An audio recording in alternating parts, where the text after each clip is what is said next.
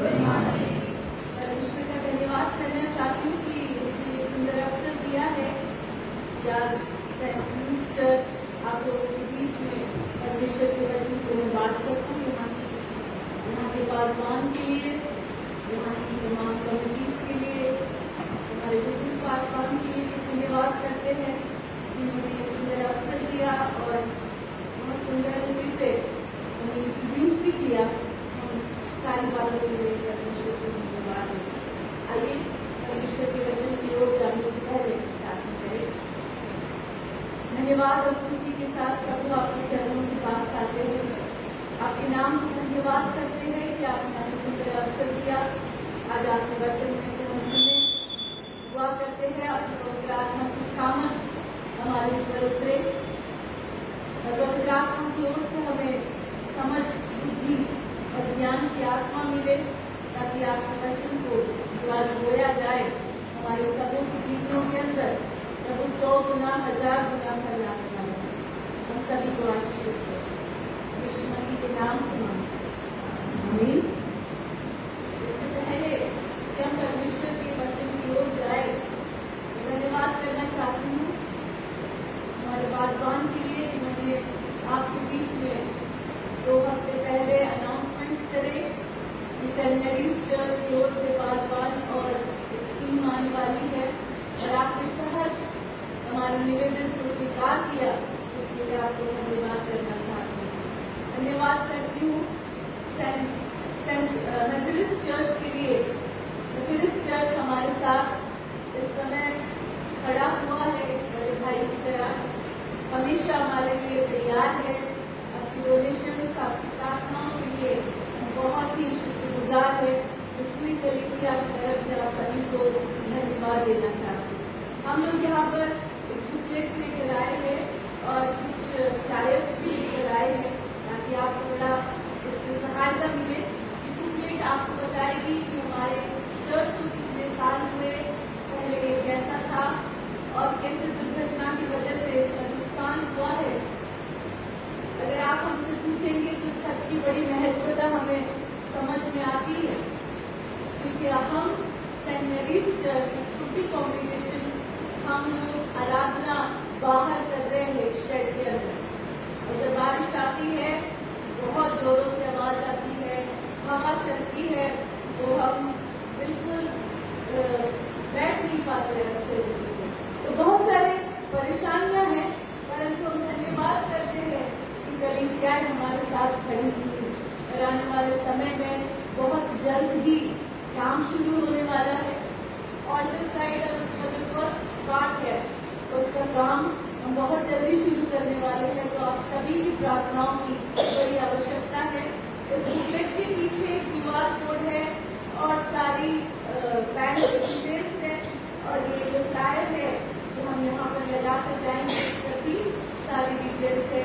मैं आशा रखती हूँ कि खुदा आप सभी के हृदयों को इस तरीके से तैयार करेगा कि आप बहुत से सेंट मैरीज चर्च के लिए प्रार्थनाएं और अपने सहज भेंटों को दे पाए। आइए आज के वचन की ओर चले। और खुदा बाप ने, परमेश्वर ने अपनी आत्मा के द्वारा जो वचन मेरे अंदर डाला और जो वचन मुझसे बातचीत करता है, मुझे तैयार करता है, वही वचन आज मैं आपके बीच में रखना चाहूंगी। और आज के जो मैसेज है उसका जो टॉपिक है वो है decisions that shape your life. निर्णय, चुनाव जो हमारे जीवन को आकार देते हैं। चुनाव जो हमारे जीवन को आकार देते हैं। कितने लोग मानते हैं कि हम लोग दिन भर में बहुत सारे चुनाव करते हैं। चुनाव वो वोटिंग वाला चुनाव नहीं कहना चाहते, चुनाव हमारे जीवन के लिए जो चुनाव हम करते हैं।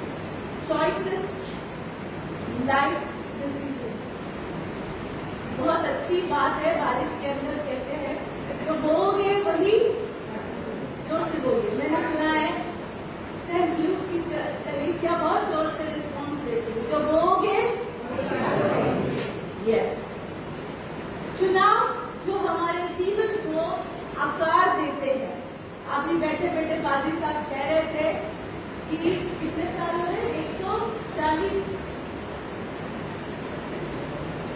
49 में कितना, कई वर्ष हो गए, 74। तो जो परमेश्वर के दास और दासी लोग यहाँ पर आए, अजमेर में आए, उन्होंने चुनाव किया कि हम सिर्फ यहाँ पर रहकर काम नहीं करें, यहाँ पर रहकर हम अपनी रिस्पॉन्सिबिलिटीज को ही नहीं करें, परंतु उन्होंने चुना कि एक चर्च, एक भवन बनाने वाले बने।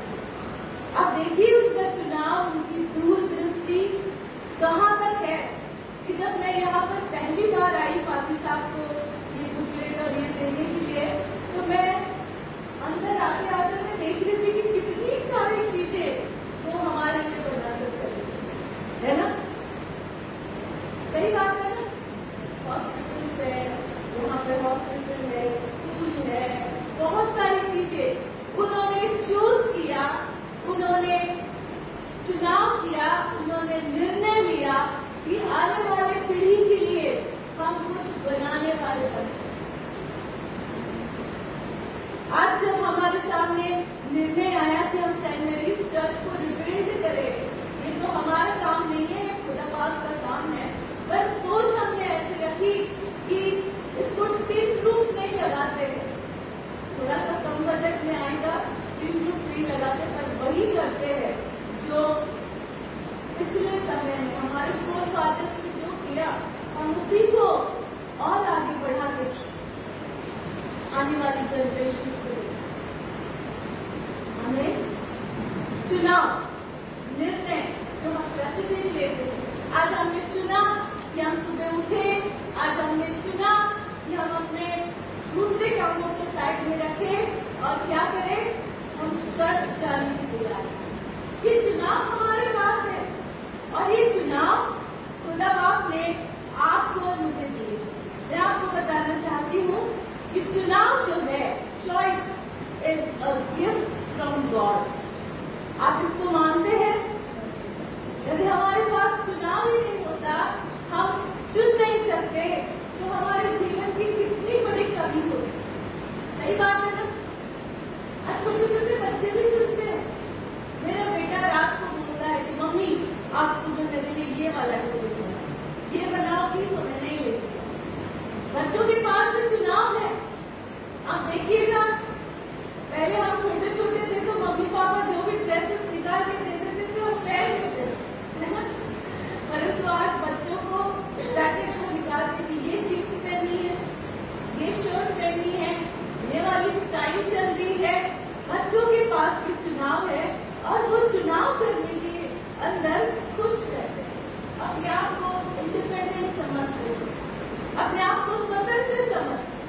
आप चाहे बच्चों को जितना बोलो कि बेटा नहीं ये पहन, तो वो क्या कहेगा, अरे मम्मी आपको पता नहीं है, आपको नहीं पता इस जीन्स में क्या अच्छा दिखता है, इस कुर्ती पे क्या अच्छा दिखता है, कौन सी हेयर स्टाइल अच्छी दिखती है। बच्चे भी चुनाव करने में आनंदित रहते हैं। और मैं आपको बताना चाहती हूँ कि चुनाव, निर्णय लेना, चुनना, ये परमेश्वर के स्वभाव के अंदर भी पाया जाता है। इसीलिए परमेश्वर ने ये चुना कि अदन की वाटिका के अंदर वो एक पेड़ को लगाया। ये परमेश्वर का चुनाव था।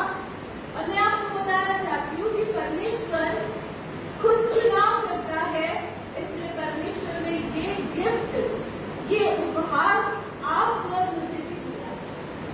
ये सुंदर बात, ये उपहार परमेश्वर ने आपके और मेरे पास भी पास आउट किया, ताकि मेरे बच्चे भी चुनना सीखे, मेरे बच्चे भी वही चुने जो अच्छा है, मेरे बच्चे भी वही चुने जो आने वाले उनके भविष्य के लिए अच्छा रहे, वो चुने जो परमेश्वर को हम महिमा देने वाले बने। पहली बात मैं बताना चाहती हूँ, गॉड्स चॉइसेस, परमेश्वर का चुनाव। कभी आपने सोचा कि परमेश्वर जब चुन रहा था, परमेश्वर ने जब सारे संसार दुनिया को बनाया, जब परमेश्वर की आत्मा पानी में मंडरा रही थी, और वहां बड़ा सूना और बेडौल था। और परमेश्वर ने क्या चुना? परमेश्वर चाहता तो परमेश्वर एक ही दिन के अंदर सारी चीजें बना सकता है। It's a powerful God. महान परमेश्वर है, बुद्धि है अपार, वो जो चाहे कर सकता है। वो एक ही दिन के अंदर चाहता तो बहुत कुछ सारी चीजें एक ही दिन में बना सकता। और परमेश्वर चाहता तो सिर्फ 7 दिन नहीं, 6 दिन नहीं, परंतु एक लॉन्ग पीरियड के बाद भी सारी चीजें बना सकता है। पर परमेश्वर ने हर चीज को बड़े ही बुद्धिमानी से बना और हर एक चीज की अपनी महत्वता है। परमेश्वर हमारे जीवन के अंदर चाहता है कि हम वो चुने जिसके द्वारा हमारे जीवन को आशीष मिलने वाली है। परमेश्वर चाहता है कि हम वही चुने जो उसको महिमा देने वाला होता है, ना कि हमारे जीवन में बर्बादी लाने करता है। पिछले दिनों में मैं केकड़ी गई हुई थी और एक व्यक्ति केकड़ी में हमारे नोन है, उस व्यक्ति के बारे में कोई बता रहा था मुझे कि इस व्यक्ति ने अपने पैसे जो है वो मोबाइल के अंदर कुछ गेम खेलने के अंदर लगाया। आपके मोबाइल में आता है कि रमी खेलने के लिए इतना पैसा दे रहे हो, आगे से देते हैं हमको, ये बड़ी बात है नहीं? ऐसा कोई देता है आगे से पैसा कि भाई पहले खेलो पहले पैसे लो फिर खेलो। और उसने उस पैसे को लगाया और लगातार लगाता गया और लगातार बर्बाद होता गया। एक दिन उसने इसके पापा ने कहा कि क्या कर रहा है, तू लोगों से पैसे मांग रहा है, तू कर्जे में पड़ा हुआ है। कोई बाप चाहता है मेरा बेटा कर्जे में पड़ा रहे? कोई बाप चाहता है कि मेरा बेटा परेशानी में रहे? तो परमेश्वर भी हमारे जीवन में कभी नहीं चाहता कि हम वो चूज करें, वो चॉइस करें जो हमारे जीवन को बर्बाद करता है। मैं आपको बताना चाहती हूँ, हम इंस्टेंट वर्ड में रहते हैं जो तुरंत मिल जाए। ब्लिंकिट है, आपको इंस्टेंट खाना मिल जाएगा, आपको इंस्टेंट सब कुछ मिल जाएगा। आजकल बिलीव हम इसी पे करें और ये इंस्टेंट चीजें बहुत जल्दी हमको क्या करती है, तो बर्बादी और खराबी की ओर लेती है। तो परमेश्वर आपके और मेरे जीवन में चाहता है कि जो गिफ्ट, जो उपहार मैंने तुमको दिया है, उसको सही तरीके से अपने जीवन में आशीषें लाने के लिए उसको इस्तेमाल करिए। आप देखिएगा कि हव्वा ने अपने जीवन के अंदर उसके पास एक चुनाव था। परमेश्वर चाहता तो परमेश्वर को जो पेड़, भले और बुरे का ज्ञान देने वाला फल का जो पेड़ है, परमेश्वर अपने बच्चों से छिपा के रखे। मोस्टली क्या करती मम्मी लोग जब कहीं बाहर जाना होता है तो चप्पू छुरी ऐसे जो धागा चीजें बच्चों से छिपा कर रखते। तो बच्चों को बड़ा ध्यान देता है कि कहाँ छुपा है ना, कहाँ छुपा के रखा है, वो बराबर निकाल। तो यहाँ परमेश्वर ने बिल्कुल वहीं पर लगाया था ताकि इन दोनों का ध्यान वहां पर रहे। यदि आदम और हव्वा के पास चूज करने का, निर्णय लेने का या फिर चुनाव करने का गिफ्ट नहीं होगा तो वो कैसे होते? आपने रोबोट देखे, उसके अंदर जितना भरा है वो वही काम करेगा, है ना?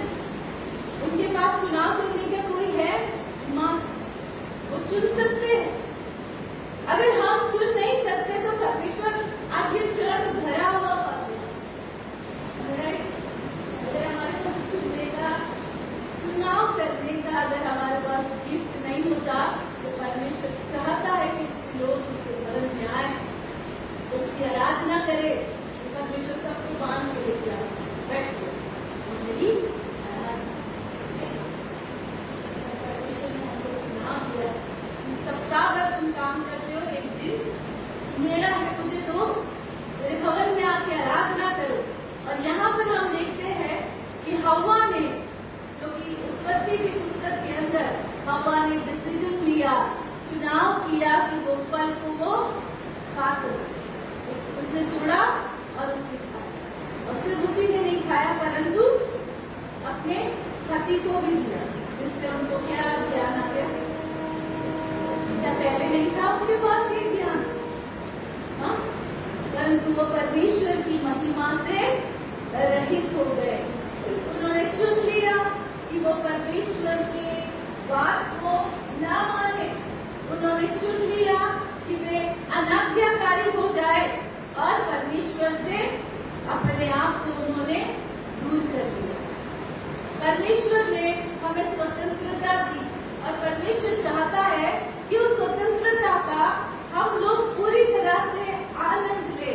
उस स्वतंत्रता के द्वारा हमारे जीवन के अंदर आशीषें आए, परंतु हम चुनते हैं वही जो परमेश्वर को पसंद नहीं है। हम चुनना चाहते हैं वही जो परमेश्वर के विरोध में है।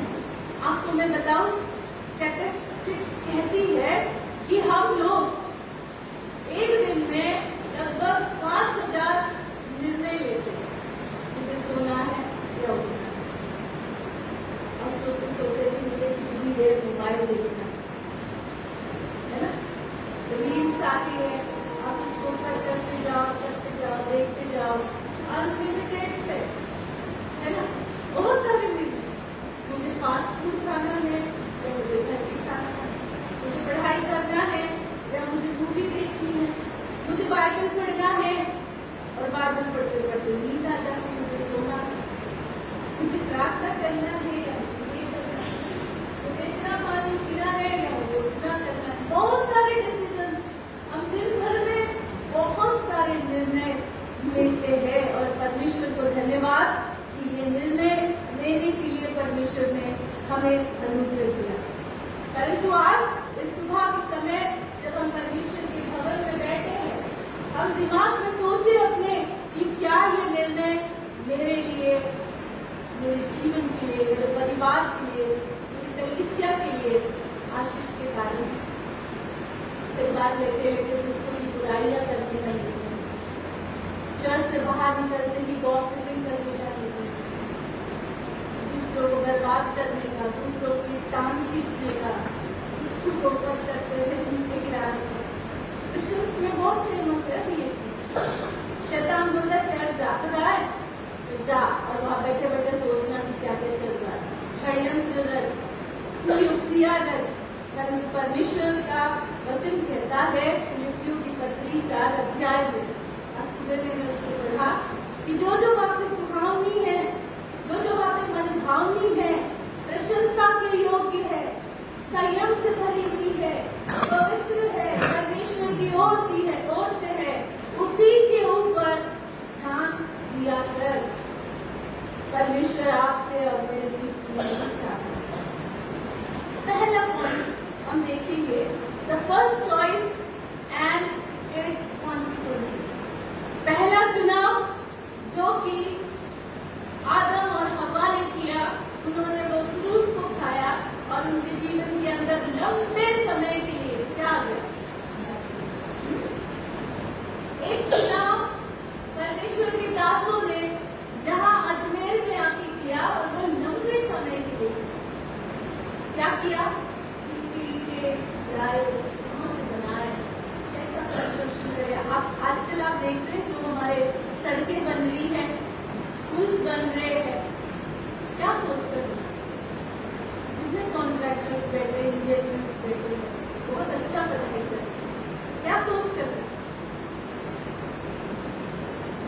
क्यों ढह जाते, क्यों दरारें आ जाती, क्यों गड्ढे हो जाते हैं, क्यों थोड़े ही समय के लिए चलते हैं, लंबे समय के लिए नहीं चलते।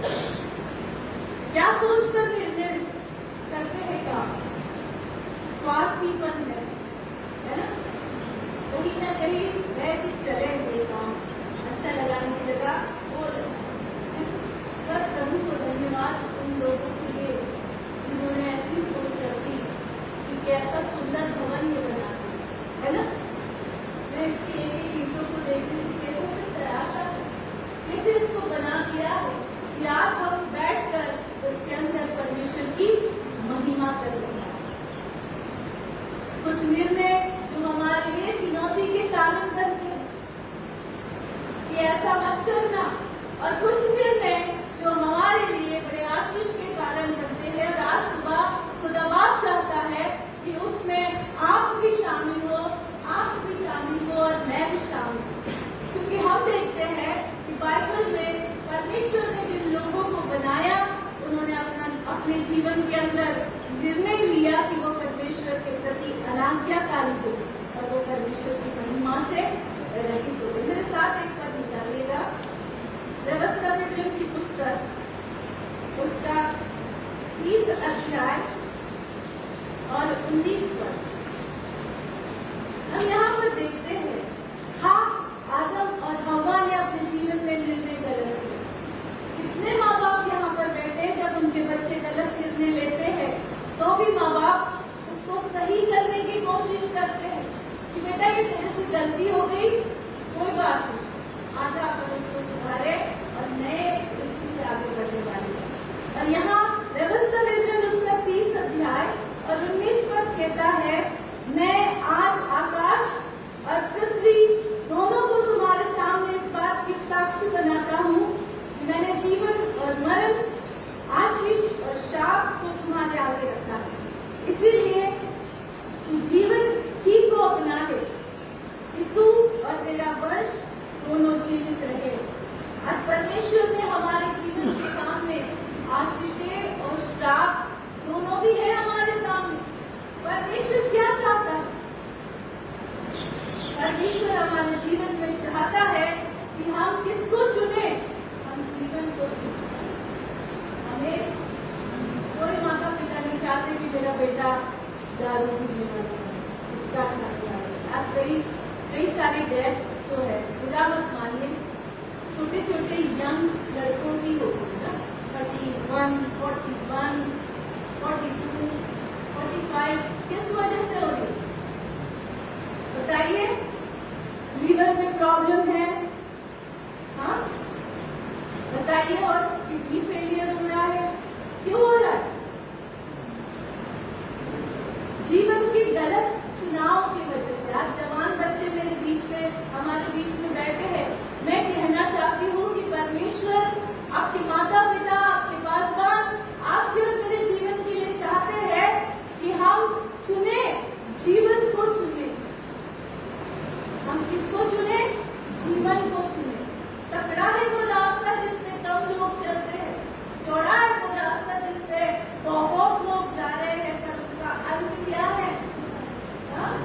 बुरा है, उसका अंत नाश है, उसका अंत हमेशा का नाश। हम पादरी लोग जब ऐसे जवान लोगों को दफनाते तो हमारे हृदय बड़ा ही दुख से भरा हुआ होता। वचन कहता है, जवान अपनी जवानी के दिनों में मनमानी कर, आनंद कर, सब कुछ कर, पर तू याद रख कि तेरा न्याय हो, जो बोगे वही काटोगे। अजमेर में जब हम उदयपुर में 12 साल रहकर जब मैं अजमेर आई तो मैंने देखा कि कई सारे लेडीज है जिन्होंने चुना कि वो पढ़ाई करे, मेहनत करे, और कई सारी जो महिलाएं थे, जो नर्सिंग स्टाफ है, टीचर्स है, उन्होंने चुना कि हम मेहनत करेंगे, हम दूर तक स्कूल जाएंगे, अपने परिवार को संभालेंगे, और वो आज उनके पास अच्छा है सब कुछ, अपने बच्चों के लिए आशीष के कारण।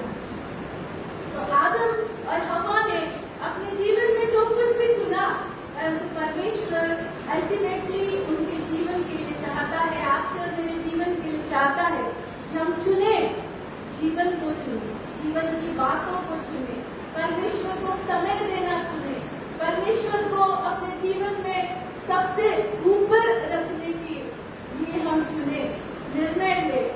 परमेश्वर कहता है कि तुमने मुझे नहीं चुना, मैंने तुमको चुना। परंतु जब वो चुनता है तो हमें हमारे जीवन में चाहता है कि हम भी अपने जीवन में उसको समय देते हुए। मैं आपको बताना चाहती हूँ कि मैं एक क्रिश्चियन परिवार से आती हूँ, पर मेरे पापा कभी चर्च नहीं जाते। मेरे पापा हमको गीत सिखाते थे, पर कभी चर्च नहीं जाते। मेरी मम्मी हिंदू थी, तो मेरी मम्मी बड़ी स्ट्रांग थी, तो हम उनकी चीजों को फॉलो करते थे, पर पापा कभी चर्च ही नहीं जाते। तो मेरे अंदर था कि खुदा ऐसा पासवान हो, एक कलीसिया हो, और मैंने भूख के साथ शुरुआत की कि मैं जाऊं। कभी मैं पेंटिकोस्टल चर्च में जाकर बैठती, कभी वहां चली जाती। तो मेरे जीवन के अंदर एक भूख थी कि मुझे चर्च में। और अचानक से जब मैं 9th में थी, एक इवेंजलिकल चर्च की पास्टर और कुछ विमेन्स हमारे घर के आसपास आए और उन्होंने बहुत सुंदर रीति से कुछ बातों की गवाहियां दी कि हमारे जीवन में ऐसे हुआ, हमारे जीवन में ऐसी तकलीफ आई और खुदा बाप ने कैसे हमको संभाला। जब मैंने उनके जीवन की गवाहियों को सुना, जब मैंने उनके जीवन में ये सुना कि कैसे प्रभु यीशु मसीह ने उनके जीवन में इन्होंने दुआ करी और कैसे उनके जीवन में अद्भुत काम किए, और जब मैंने सुना, मैं अपने घर में आई और मैंने दरवाजा बंद किया और मैं बहुत रोई और मैंने कहा कि आज मुझे वो मिल गया है जिसकी तलाश में मैं कई सालों से थी। और फिर मैंने चर्च जाना शुरू किया। और मुझे पता है कि आप लोगों को पता होगा कि पहले बुक ऑफ होप जो है वो लिटरेचर्स आते थे, जो कि टेलीग्राम की टीवी से आते थे। तो हमारे यहाँ पूना के अंदर एक गोडाउन में बहुत सारे लाकर उन्होंने डाले थे। मैंने चुना, मैंने डिसीजन लिया कि जो वचन मुझे मिला है मैं उसको जाके सब में बांटूं। एक दिन में मैं स्कूल जाते जाते 5000 किताबें सर पे लेके जाकर मैं बांटी। और मैंने 10th किया। मेरी फ्रेंड सब कहती तू अच्छा पढ़ाई करती है, तो ये जो चुनाव कर रही है सही नहीं है। मेरा चुनाव था कि मुझे बाइबल स्कूल, बाइबल कॉलेज में जाकर पढ़ना है। उन्होंने कहा नहीं, तू MBA कर, तू कॉमर्स ले ले, तू 10th के बाद कुछ आगे अच्छा पढ़ाई कर। मेरे सामने चुनाव थे कि मैं एक बार संसार की पढ़ाई को चुनूं या खुदा बाप की बातों को मैं चुनूं। और 10th के बाद मैंने चुना, डिसीजन मेरे पास था। मैंने चुना कि नहीं, मुझे जाना है और मुझे बाइबल स्कूल में पढ़ाई करनी है। और मैंने 10th के बाद बाइबल स्कूल में जाना चुना और मैंने अपनी पढ़ाई को कंप्लीट किया। मैं आपको बताऊं, 2 साल की पढ़ाई के बाद मैंने 1 साल सेवकाई करी। उसके बाद मैंने 4 साल फिर मैंने बाइबल कॉलेज किया और मुझे अपने चुनाव के ऊपर कोई भी रिग्रेट नहीं। मुझे अपने चुनाव के ऊपर कोई भी ऐसा नहीं लगता कि क्यों चुना उस समय मैंने। बेटर था कि मैं कुछ अच्छा कर पाती अपने करियर के अंदर। और उसके बाद मैंने अपना 12th भी किया, उसके बाद मैंने अपनी ग्रेजुएशन भी करी, कंप्यूटर भी करा, बहुत कुछ किया। पर मैं बताना चाहती हूँ कि उस समय मैंने चुना कि मैं खुदा बाप की सेवकाई के लिए अपने आप को दे दूं। आज जो मेरी फ्रेंड्स है पूना में, कोई HR है, कोई किस चीज में काम कर रहे हैं, अच्छे पैकेजेस में काम कर रहे हैं, वो कहते हैं कि हमारे जीवन के अंदर शांति नहीं है, समाधान नहीं है। When we sow seeds of discontent, we reap a bounty of unhappiness. When we sow seed of joy, we reap the most bountiful result. मैंने उस समय चुना कि खुदा बाप की सेवकाई करूं। 2002 की बात करना चाहती हूँ। और उसके बाद आपको बताती हूँ कि मेरी मम्मी, मेरी नानी, जिसके पूरे हाथ के ऊपर भगवान बने थे, सबने बपतिस्मा लिया और प्रभु यीशु मसीह के पीछे हो लिए। उस दिन का दिन है और आज का दिन है। खुदा बाप ने कभी नहीं छोड़ा, संभाला। आपको बताना चाहती हूँ कि परमेश्वर ने हमको चुना है, अलग किया है और हमारे हाथ में उसने डिसीजन दिया है कि आप अब अपने जीवन में उसको चुनो, उसको प्रायोरिटी दीजिए। आपको बताना चाहती हूँ कुछ बातें, द सिग्निफिकेंस ऑफ चॉइसेस। मैं बताना चाहती हूँ इसमें कुछ चॉइसेस जो हमको करने हैं, जो बहुत जरूरी है। Choose to make Jesus a priority in your life. अपने जीवन के अंदर प्रभु यीशु मसीह को प्रायोरिटी दीजिए, महत्वता दीजिए। क्यों? क्योंकि बाइबल में अभी हमने पढ़ा कि जो चेला बनना चाहता है वो मेरे पीछे हो ले और क्या करे, अपने आप का इनकार करे, मुझसे बढ़कर अपने भाई बहन अपनी माँ को भी ना समझे, मुझे दे प्रायोरिटी अपने जीवन के अंदर। चेले बने, भीड़ ना बने। भीड़ में तो प्रभु यीशु मसीह के ऊपर बहुत से गिरे जा रहे हैं, परंतु चेला वही था जिसको प्रभु यीशु मसीह अलग लेकर अपनी बातों को। आप और मैं कौन है? भीड़ है या हमने चेला बनना स्वीकार? अगर हम चेले हैं तो हमको अपने जीवन के अंदर उसको महत्वता देनी, मूल्य चुकाना पड़ता है। दूसरी बात, choose what you think and speak. Choose what you think and speak. बहुत से मसीही चर्च के अंदर इबादत करते हैं, बहुत सुंदर सुंदर बोली बोलते हैं, बहुत सुंदर प्रार्थनाएं करते हैं, और जैसे ही मार्केट के अंदर दिखते हैं शब्द बदल जाता है। शब्द बदल जाता है, क्या हो जाता है पता नहीं। एक ही सोते से मीठा भी पानी और एक ही सोते से खारा भी पानी। जावर माइंस के अंदर एक अकाउंटेंट की पोस्ट पर एक अंकल है, अंकल थे और वो आंध्र प्रदेश के थे। जब अकाउंटेंट की पोस्ट पे थे तो उनके साथ के जितने भी ऑफिस बियरर थे, जब कुछ पार्टी होती तो वो क्या करते, उसके अंदर ड्रिंक और ये सब कुछ भी करते। इन्हों ये चुनते कि मैं उनके साथ नहीं मिलूंगा, ये चुनते कि वो जैसी भाषा बोलते मैं वैसा नहीं बोलूंगा, मैं अलग रहूंगा, क्योंकि मैं भीड़ नहीं, मैं चेला हूं। क्योंकि प्रभु यीशु मसीह ने ये जीव रिवॉर्ड किया है ताकि मैं उसकी स्तुति का फल, धन्यवाद और स्तुति उसे चढ़ाता रहे। फिलिपियों 4 और 8 कहता है, जो बातें सुहावनी है, मनभावनी है, ज्ञान से भरी हुई है, संयम से भरी हुई है, पवित्र है, उन्हीं बातों के ऊपर ध्यान करना है। कई बार हम जो बातें बोलते हैं बच्चे भी उसको नोटिस करते हैं, हम जिसकी बुराई करते हैं, जिसके विरोध में बोलते हैं, हमारे बच्चे भी नोटिस करते हैं और वो भी उन लोगों से दूर रहना चाहते हैं। धीरे धीरे जनरेशन गैप किया। तीसरी बात, choose to depend on God for your future. एक पद निकालेगा मेरे साथ जो कि मिलता है उत्पत्ति की पुस्तक, उसका अध्याय 26।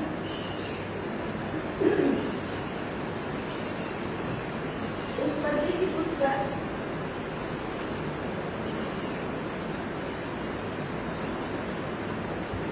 अगर आप यहाँ पर देखेंगे इस अध्याय 26 के अंदर, वहां पर आप देखेंगे कि अभी मैंने 10 पद से मैं पढ़ूंगी। अभिमेलेक ने कहा, तूने हमसे क्या किया? ऐसे तो प्रजा में से कोई। हम 12 पद से पढ़ेंगे। फिर इसहाक ने उस देश में जोता बोया और उसी वर्ष में 100 गुना फल पाया और यहोवा ने उसको आशीष दी। आपको मैं बताना चाहती हूँ कि यहाँ पर जो इसहाक है उसने किस समय में बोया। अगर आप 26 अध्याय का पहला पद पढ़ेंगे कि उस देश में अकाल पड़ा, या उस पहले अकाल से अलग था जो अब्राहम के दिनों में पड़ा था। यहाँ पर इसहाक ने उस समय जोता और बोया जब अकाल था। आपको मैं बताना चाहती हूँ कि दुनिया की कलीसिया ने उस समय दान देने की सोची जब उनके जीवन के अंदर बहुत भक्ति थी, और उन्होंने उस समय बहुत आयत से दिया, बहुत आयत से बोया, जिसकी प्रशंसा पौलुस करता था। और जब यहाँ पर जब अकाल था, तब जब इसहाक ने जोता और बोया तो वचन कहता है कि 100 गुना उसको फल मिला। Choose to depend on God. कोशिश करिए, चुनाव करिए, निर्णय लीजिए कि हम हर परिस्थितियों में खुदावन के ऊपर निर्भर रहेंगे, खुदावन के ऊपर भरोसा रखेंगे। चाहे जीवन के अंदर कितनी भी कठिनाइयां, मुसीबत, तकलीफ क्यों न आए, हम उसको कभी नहीं छोड़ेंगे। जैसे आसाम के राजा का बेटा, उस